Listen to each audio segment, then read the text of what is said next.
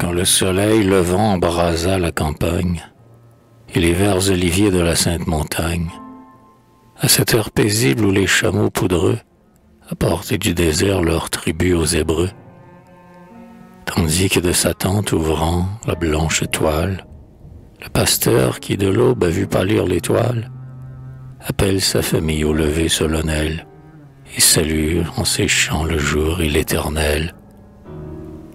Le séducteur, content du succès de son crime, fuit l'ennui des plaisirs et sa jeune victime. Seule, elle reste assise, et son front sans couleur, du remords qui s'approche a déjà la pâleur. Elle veut retenir cette nuit, sa complice, et la première aurore et son premier supplice. Elle vit tout ensemble et la faute et le lieu, s'étonna d'elle-même et douta de son Dieu.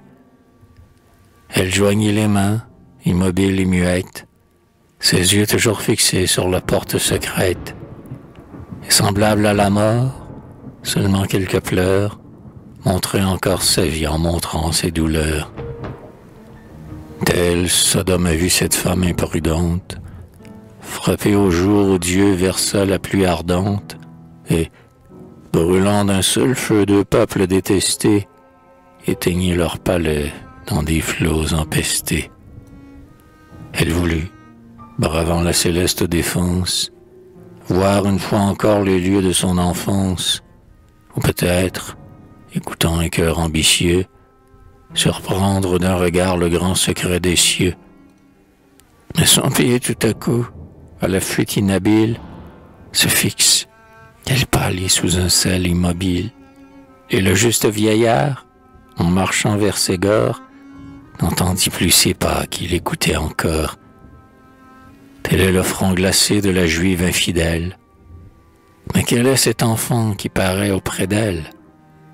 Il voit des pleurs, il pleure, et, d'un geste incertain, demande, comme hier, le baiser du matin. Sur ses pieds chancelants il s'avance, et, timide, de sa mère aux enfants pressés la joue humide. Qu'un baiser serait doux, elle veut l'essayer, mais l'époux, dont le fils, la revient effrayé. Devant ce lit, ses murs et ses voûtes sacrées, du secret conjugal encore pénétré, où vient de retentir un amour criminel, hélas, elle rougit de l'amour maternel et tremble de poser dans cette chambre austère sur une bouche pure une lèvre adultère. Elle voulut parler, mais les sons de sa voix, sourds et demi-formés, moururent à la fois, et sa parole éteinte et vaine fut suivie d'un soupir qui sembla le dernier de sa vie. Elle repousse alors son enfant étonné, tant la honte a rempli son cœur désordonné. Elle entr'ouvre le seuil, mais là tombe abattue, telle que de sa base une blanche statue.